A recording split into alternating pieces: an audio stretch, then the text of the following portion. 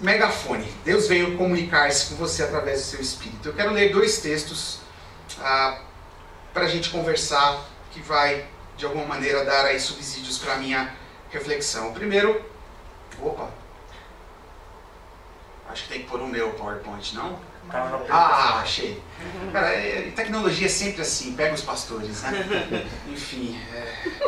O primeiro está lá em João 16, capítulo 16, versículos de 7 a 15. O texto diz assim, se você quiser acompanhar ou abrir na sua Bíblia online: mas eu lhes afirmo que é para o bem de vocês que eu vou.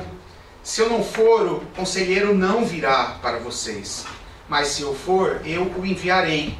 Quando ele vier, convencerá o mundo do pecado, da justiça e do juízo. Do pecado porque os homens não creem em mim, da justiça porque vou para o Pai e vocês não me verão mais, e do juízo porque o príncipe deste mundo já está condenado.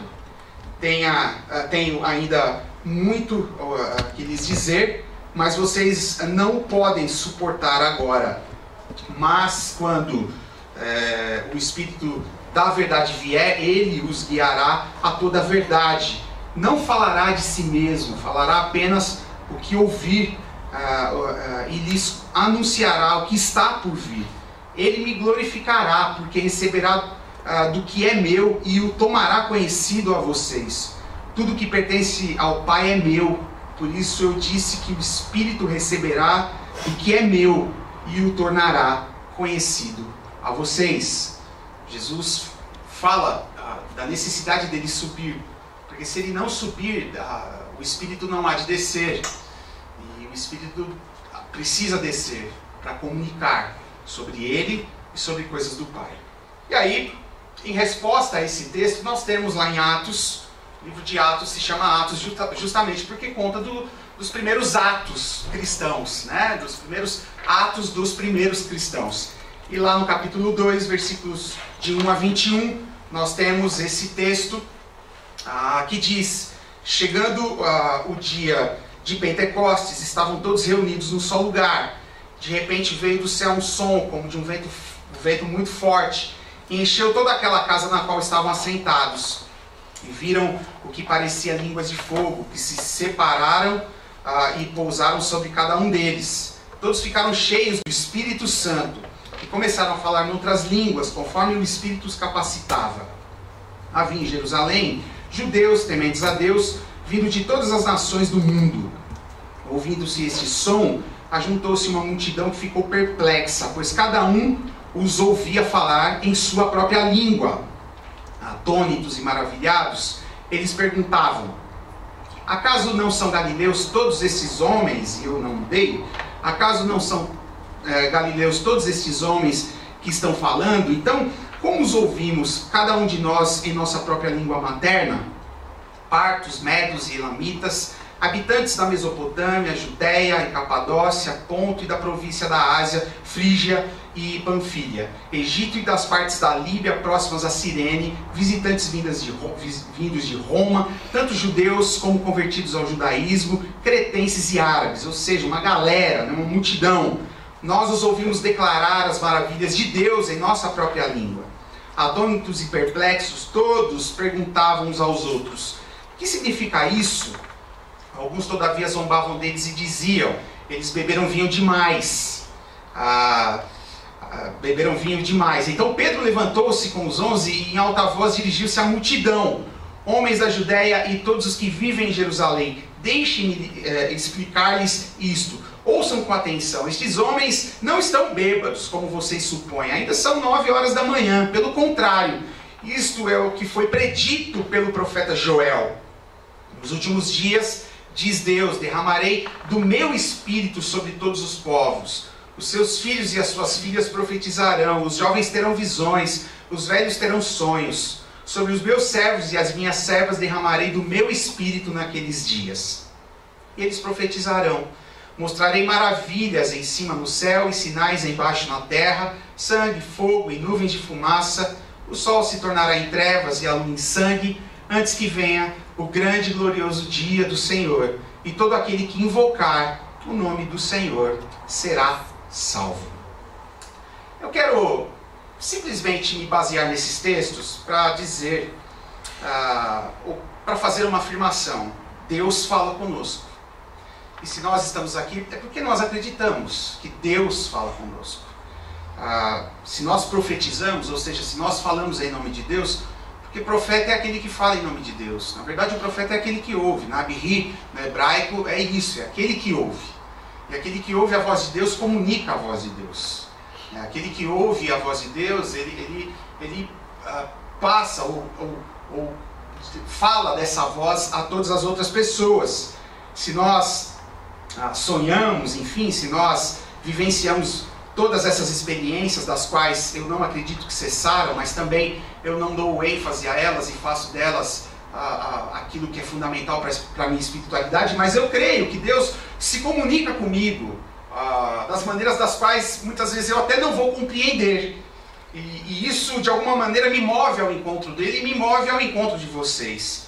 Portanto, eu creio que Deus fala porque Jesus disse que o Espírito falaria.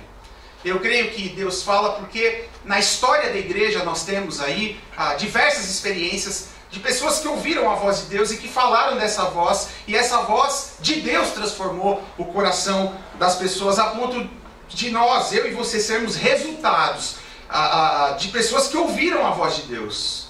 E nós estamos aqui porque os nossos antepassados ouviram a voz de Deus. Portanto, Deus nos fala. E essa ideia de que Deus se comunica é um princípio fundamental da fé reformada. Ele se revela. A revelação é um princípio fundamental da fé reformada, logo do presbiterianismo independente. Porque enquanto todas as outras religiões se fundamentam na mente humana, ou seja, na experiência do conhecimento dos deuses através de uma atividade puramente racional, e a gente chama isso de gnosticismo, de religiões gnósticas, que elas chegam ao conhecimento dos deuses a partir do seu esforço gnóstico, racional, do seu ato de pensar, ou através das suas experiências empíricas ou sensitivas, né? Eu sinto os deuses. O Evangelho é revelação. É Deus quem se comunica. É Ele quem vem ao nosso encontro. É Ele quem nos fala. Ele se revela. Portanto, esse Deus, se Ele não se revelasse, nós jamais o descobriríamos. Deus não é fruto de pensamento humano. Deus não é fruto dos sentidos humanos.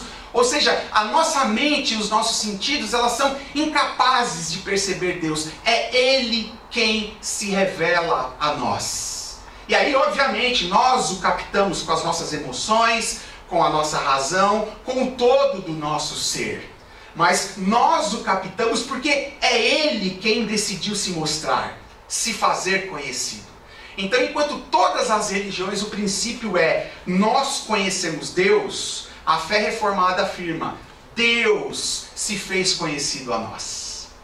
E esse é um princípio do qual nós não abrimos mão de maneira nenhuma. Por isso, gente, o Evangelho não é uma obra humana, é uma obra divina. Por isso que o Evangelho é chamado de poder de Deus. O Evangelho é o poder de Deus, não é o poder da minha apreensão mental, não é o poder das minhas emoções. O Evangelho é unicamente o poder de Deus. Poder este capaz de transformar o nosso coração a ponto de nos fazer mais obedientes a este Evangelho, a esse Jesus. Então o Evangelho não é uma descoberta humana. Porque a única coisa que o ser humano é capaz de produzir, a única coisa que eu e você, que nós somos capazes de produzir, é religião. Nós só produzimos religião. Mas o Evangelho é o poder de Deus que desce dos céus, através de um pai que fala aos seus filhos. Através de um Deus que se revela aos seus filhos. Através de um Deus que quer falar aos nossos ouvidos, sobretudo ao nosso coração. Portanto, cremos que Deus se revelou no Filho, se fazendo história, se fazendo gente, para que nós pudéssemos conhecê-lo. Né? E nesse Deus encarnado nós vimos a glória do Pai. O absoluto de Deus está na pessoa de Jesus. Não há o que se pensar sobre Deus para além de Jesus. Se a sua dúvida, o que Deus é? Deus é Cristo. em plenitude, em graça, em performance, em tudo. Nele vimos a glória do Pai. E nós cremos que o Pai e o Filho continuam se revelando a nós. Pelo menos eu creio que o Pai e o Filho continuam, então, se revelando a nós. Porque Deus não está morto. Cristo ressuscitou. E se Ele ressuscitou e vive, Ele fala. Ele se relaciona comigo e com você. Todos os dias, em todas as horas. Então nós cremos que o Pai e o Filho continuam a se revelar a nós através do Espírito que habita no coração daquele que crê. Eu creio. Você crê? Eu creio. Mas a pergunta que nos vem nessa manhã, e eu quero me propor a tentar respondê-las, são essas. Mas como que nós podemos ter a certeza de que o Espírito Santo está falando conosco? Quais são os sinais de que o Espírito Santo está falando comigo e com você? Não sei se você já parou para pensar sobre isso. Quais as certezas? Como que você sabe que aquela voz que vos fala é a voz de Deus? É a voz do seu Espírito? Obviamente eu não quero esgotar aqui essa pergunta com a minha resposta, mas eu quero trazer algumas coisas das quais eu creio, particularmente creio, na tentativa de responder isso. A minha primeira perspectiva sobre certezas de que Deus fala comigo e com você e que essa voz é a voz dele, se dá porque a voz do Espírito é fruto de uma profunda busca. Pessoas que vivem uma espiritualidade rasa não ouvem a voz de Deus. Porque relacionamentos rasos não há comunicação efetiva. Não há comunicação transformadora. É como um casamento. Um casamento cuja relação entre marido e esposa é um relacionamento raso. Na verdade não há ali um casamento. Superficialidade é algo que não faz parte da experiência cristã. Não deveria fazer. Portanto, a voz de Deus ela é fruto de homens e mulheres que se prostram a uma vida dedicada, de busca, de um relacionamento com esse Pai, com esse ser que nos fala ao coração. Portanto, ela é fruto de uma vida que valoriza o silêncio, ela é fruto de uma vida que valoriza a contemplação, ela é fruto de uma vida que contempla a meditação na palavra, sobretudo na oração. Nós vivemos numa cidade que o silêncio se torna algo cada vez mais raro. São Paulo é definitivamente a cidade do barulho. E é muito difícil nós cultivarmos uma espiritualidade do silêncio no nosso dia a dia, que nos coloca diante da correria do nosso dia a dia a ouvir Deus. Por isso que a oração, ou por isso que os momentos tidos como de espiritualidade ou de exercício espiritual em grandes cidades se dá muito mais no falar. Nós vivemos um cristianismo que fala, e fala até demais. Que pede demais, mas pouco sabemos ouvir. E Deus fala quando há silêncio, quando o nosso coração se põe a ouvir.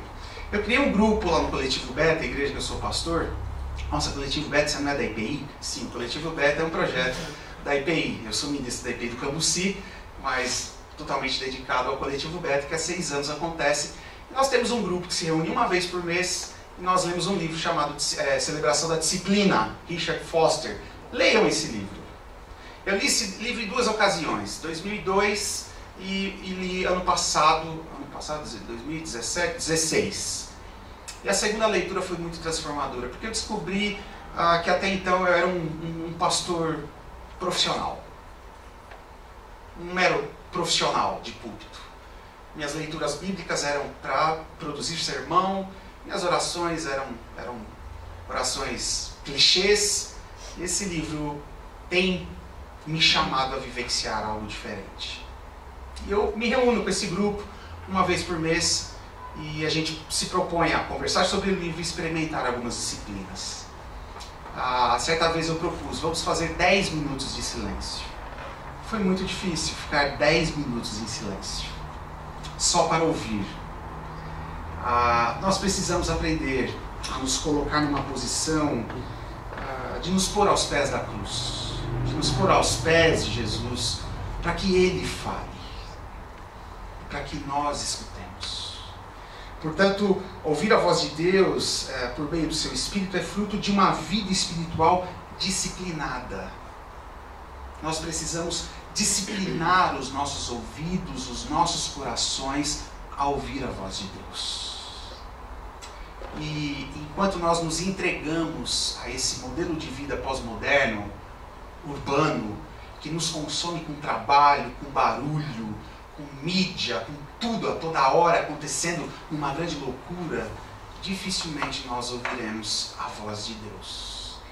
Foi assim com os profetas, foi assim com Jesus, foi assim com os discípulos. Nós, se analisarmos a vida desses caras, nós perceberemos que eles se retiravam para orar, para ouvir, para ter um tempo no qual o meu espírito precisa se aquietar diante da presença de Deus. Então nós precisamos aprender que a voz do Espírito é fruto de alguém que busca ouvir essa voz. Ele quer falar, Ele quer nos falar, mas nós precisamos aprender a ouvir.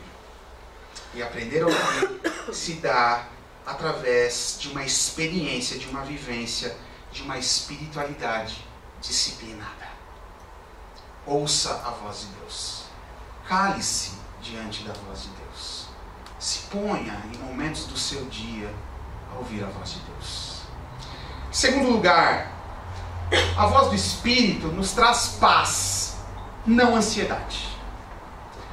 Você terá certeza de que Deus falou contigo quando o seu coração se ver em paz, diante de toda e qualquer situação.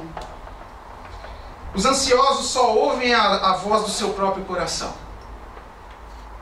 A ansiedade é um sinal de que você só tem ouvido a voz do seu próprio coração. A voz de Deus não nos deixa ansiosos por coisa alguma. Jesus disse, lançai sobre mim... Oi? Lancem sobre mim a ansiedade, porque eu tenho cuidado de vocês. E se você ainda não se deu conta de que Deus tem cuidado da tua vida, você viverá ansioso. E a voz de Deus não nos deixa ansioso, porque a voz de Deus traz paz ao nosso coração sobre tudo aquilo que esperamos, sobre tudo aquilo que desejamos. Ela amansa o nosso coração selvagem, o nosso coração desejoso. Portanto, a voz de Deus traz paz, e os ansiosos só ouvem a voz do seu próprio coração. E o interessante é que o nosso coração é enganoso, como diz lá em Jeremias 17:9. Portanto, se você se entrega a uma vida de ansiedade diante de Deus e aquela voz que te fala nesse processo continua te deixando ansioso, na verdade esse é o seu coração enganoso. Dá até uma música, hein? Se vocês continuam ansiosos, dá o coração enganoso. Vamos compor aqui uma canção. Mas é verdade, quem ouve a voz de Deus através do Espírito do Pai que fala, essa pessoa não age colocando o carro na frente dos bois. Ela deixa de agir colocando o carro na frente dos bois. Porque a voz de Deus nos livra dessa ansiedade e enche o nosso coração de paz. Portanto, hoje eu tenho aprendido, como pastor, a ouvir algumas vozes. Quando alguém chega lá na igreja, pastor, caramba, eu tenho um ministério, eu preciso fazer acontecer, não sei o quê. Calma, cara. Você só está ouvindo a voz do seu coração. Calma. O reino de Deus não vai perder nada com alguns dias de joelhos no chão, para ter mais algumas certezas a respeito disso que você tem pensado. Caramba, se alguma coisa na tua vida tem te deixado ansioso e você tem orado, e aí você se sente tentado a ouvir aquela voz que te deixa ainda mais na angústia de fazer, Calma. Definitivamente aquela voz não é a voz de Deus. Porque a voz de Deus não é a minha voz ou a tua voz. As nossas vozes nos deixam ansiosos por coisas das quais nós pedimos, e pedimos porque temos um coração enganoso. Portanto, a voz do Espírito traz paz, nos acalma, nos leva ao pasto verdejante, com águas tranquilas. Se o Senhor é meu pastor e de nada eu terei falta, porque Ele é o meu pastor, não porque Ele vai me dar tudo. Percebam a diferença do texto? Ainda que eu passe pelo vale da sombra da morte, a ansiedade, eu não temo porque Ele está comigo, mas Ele me levará a águas tranquilas.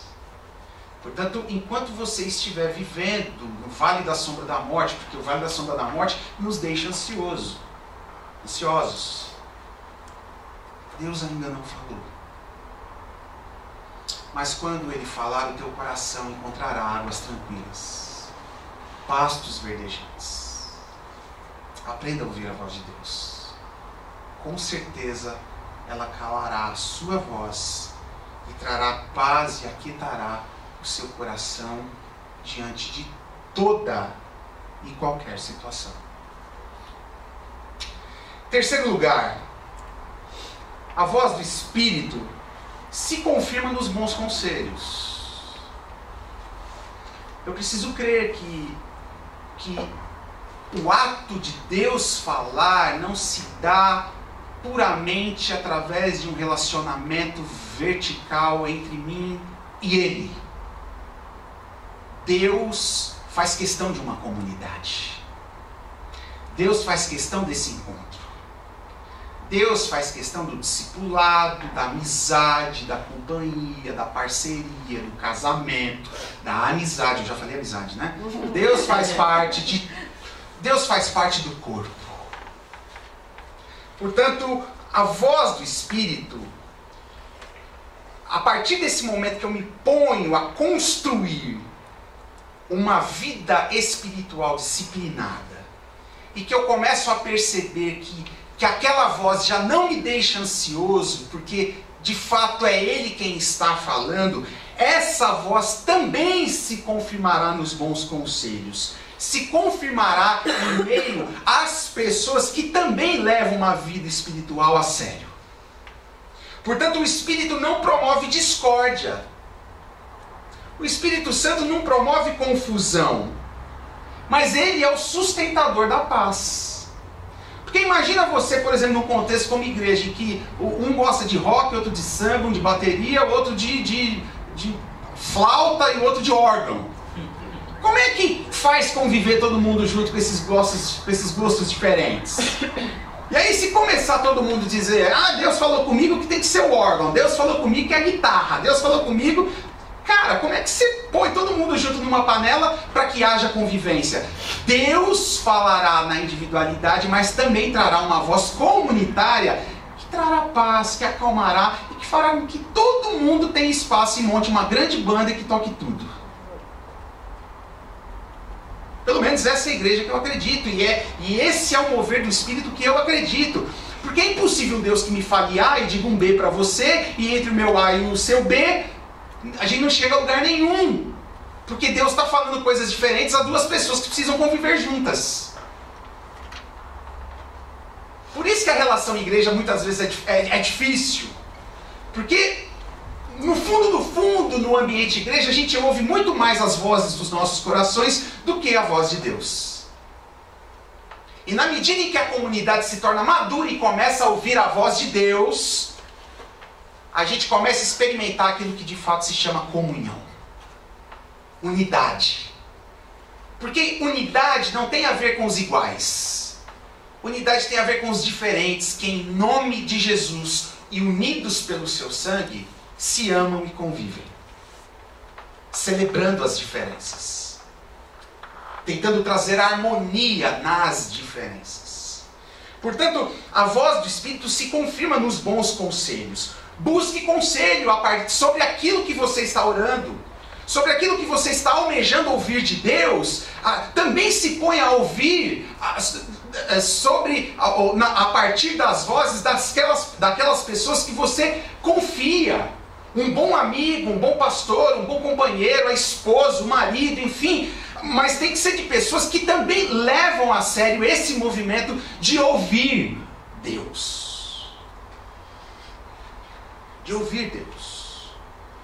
Então Deus também nos fala confirmando a sua voz através de pessoas comprometidas com Ele.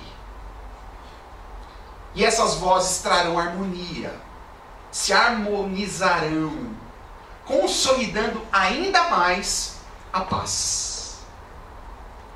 Consolidando ainda mais a paz. Portanto, diante das suas angústias, diante dos seus desejos, diante de tudo aquilo que você tem colocado aos pés de Jesus e que está dentro do teu coração, comente, divida isso com os seus irmãos. Divida isso com o seu pastor. Não porque o pastor tem uma ligação mais próxima. Nada disso, o pastor é igual a você. Eu sou igual a você. Tenho as mesmas dificuldades que você. O Marcelo também tem. E todos nós, pastores, temos as mesmas dificuldades, dilemas, a mesma arrogância, às vezes, de não se pôr aos pés de Deus para ouvir o que Ele... Porque pastor adora ter o que falar. E muitas vezes até pastores não são confiáveis para que você divida as coisas. Olha, eu estou dizendo isso porque, de fato, eu olho para o meu próprio ministério. Quantas vezes eu acho que eu estou muito mais apto a dizer do que a ouvir. E se eu sou assim com vocês, imagine com Deus. Procurem pessoas das quais vocês percebem uma profunda dedicação de humildemente se pôr aos pés de Jesus para ouvir. Porque Deus também falará com ele a respeito daquilo que está aqui. Portanto, a voz do Espírito também se confirma dos bons conselhos. E como diz as Escrituras, né? Existe sabedoria na multidão de conselhos. Eu me lembro, em 2011, em que a minha jornada na IPI do Ipiranga estava se encerrando, e aí eu falei, o que vou fazer? A primeira coisa que fiz foi perguntar a Deus, Pai, o que devo fazer na minha vida pastoral? A segunda pessoa na qual consultei foi a minha esposa. Eu não apresentei a Ana, gente. Essa é a Ana, minha esposa. Eu tenho que contar. Eu fui morar em Londrina, estudava com a minha sogra, eu achava a minha sogra uma gata. Falava, meu, que coroa gata. Ela deve ter... Eu acertei. Aí eu me pus a ouvir Deus, e Deus falou, vai fundo que ela tem mesmo. Mas eu conversei com a Ana. E aí eu procurei conselhos, procurei alguns pastores, amigos, alguns pastores que não eram tão amigos, mas dos quais eu respeitava.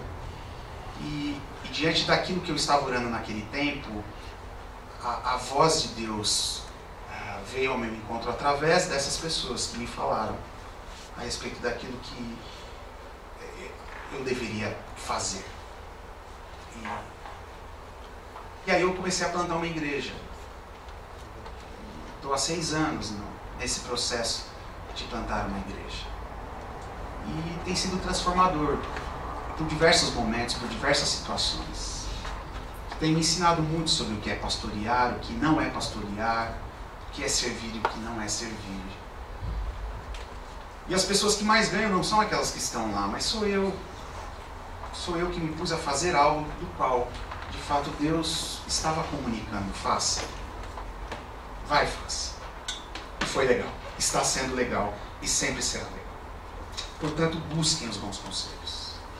Em quarto e último lugar, a voz do Espírito sempre nos dirigirá para o cumprimento da missão de Deus.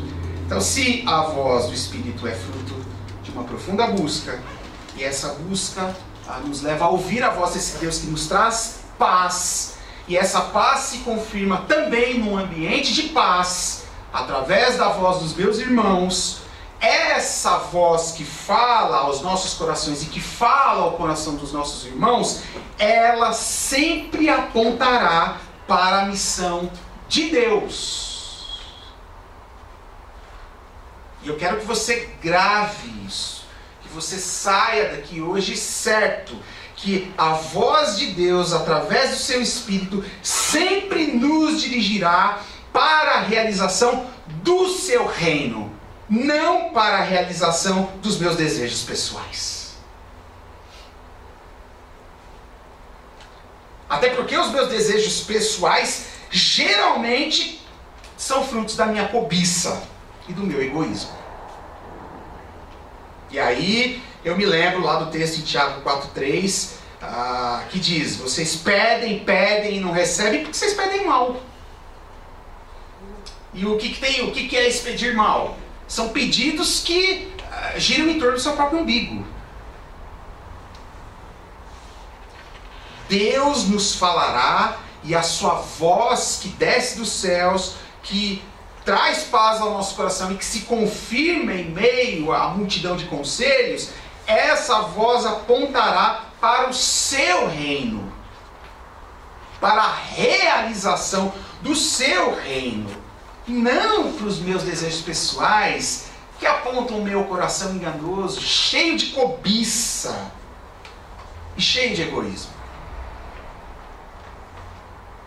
Então, talvez agora a coisa já não virou uma boa notícia para você. Mas eu não posso deixar de dizer essa verdade. O interesse do Pai é fazer com que você se veja realizado no seu reino, não no teu reino. Na sua vontade, não na tua vontade.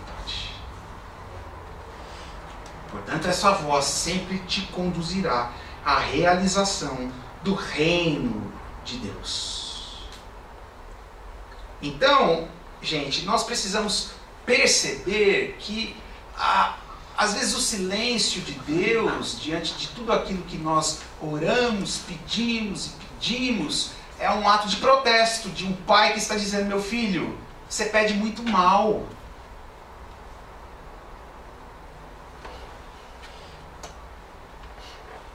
Talvez as nossas orações e o nosso encontro com Deus se torne mais efetivo na medida em que eu percebo que os meus desejos e as minhas vontades precisam apontar para aquilo que há de maior na existência. Ele. Não a mim mesmo. Então pense duas vezes sobre quais as motivações de um emprego novo. Pense duas vezes sobre quais as motivações de um carro novo, de uma viagem, de uma promoção. Porque essas coisas também precisam comunicar o reino. E eu sempre conto a história de um rapaz que uma vez chegou para mim e falou: pastor, eu quero comprar uma Mercedes, cara. É pecado?